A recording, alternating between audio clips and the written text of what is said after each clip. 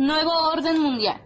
Estados Unidos ya no es la única nación hegemónica, pues todas las naciones, incluso las que siguen siendo socialistas, dirigen su economía hacia la apertura del mercado y el fomento de la propiedad privada.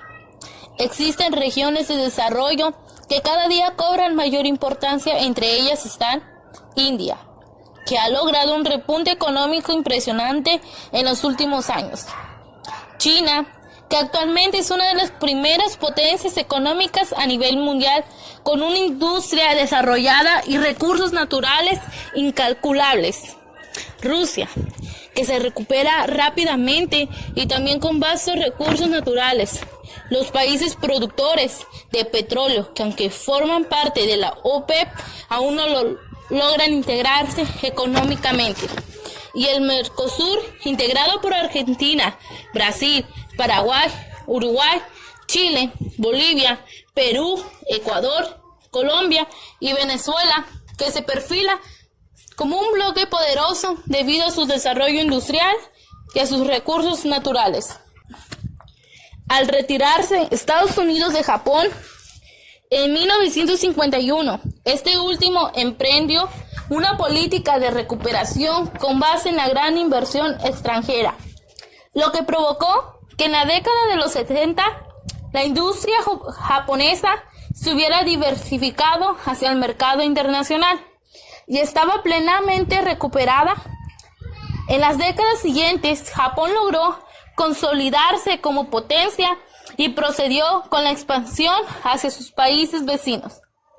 La inversión de las grandes empresas transnacionales se extendió hacia los países que integran la Asociación de Naciones de Asia Sudoriental, ASEAN, Taiwán, Hong Kong, Corea del Sur, Tailandia, Malasia, Singapur, Indonesia y Filipinas, conocidos como los tigres asiáticos, que impusieron una planeación centralizada que incluyó el control autoritario de la mano de obra, bajos salarios, largas jornadas de trabajo, ausencia de seguridad social.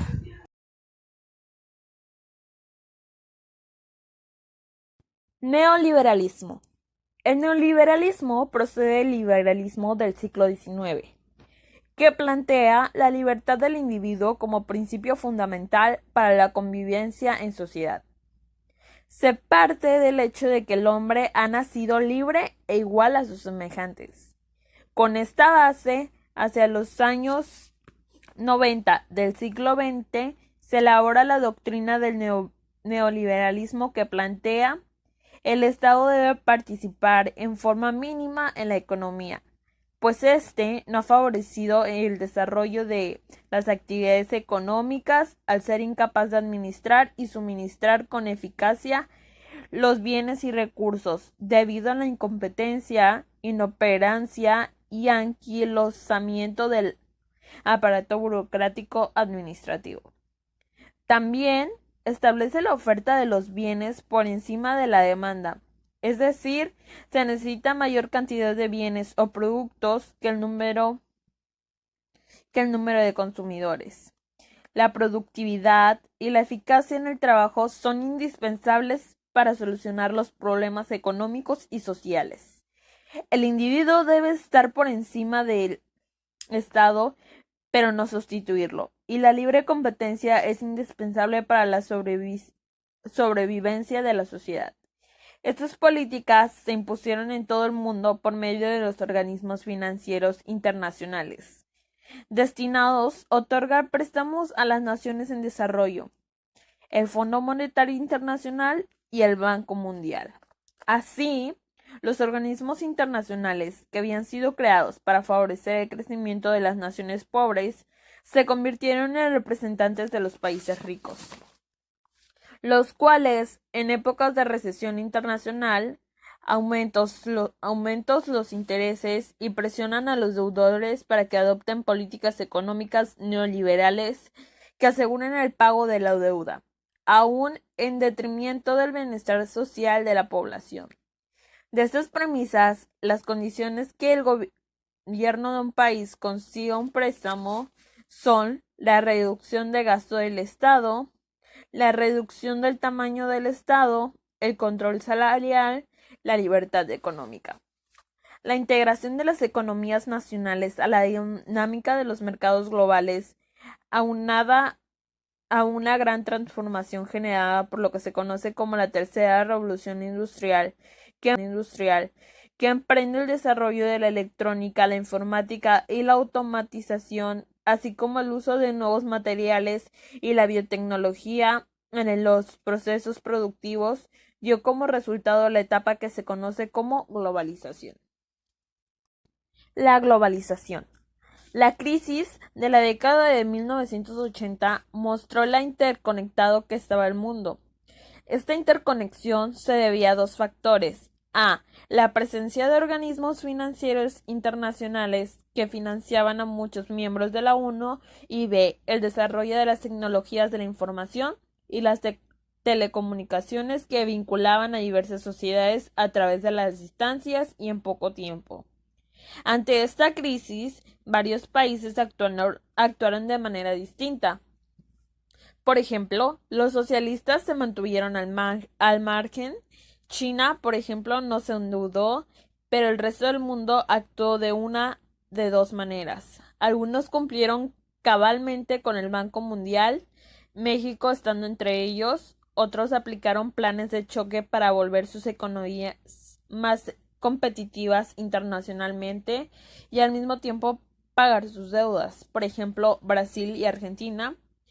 Y tras el fin de la Guerra Fría, el mundo se integró aún más. Esto trajo como resultado tres procesos que iniciaron mucho antes.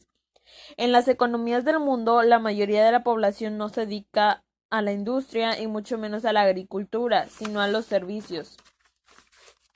Los bancos y las bolsas de valores dominaron el desarrollo económico y han puesto economías enteras a su servicio.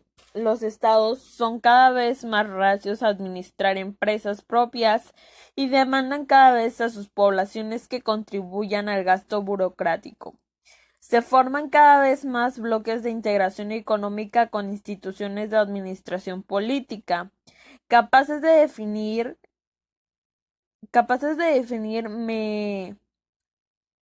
metas diplomáticas a sus miembros. Por ejemplo, el Mercosur, la Comunidad Económica de Estados de África Occidental, la Unión Africana, la Comunidad Caribeña y desde luego la Unión Europea.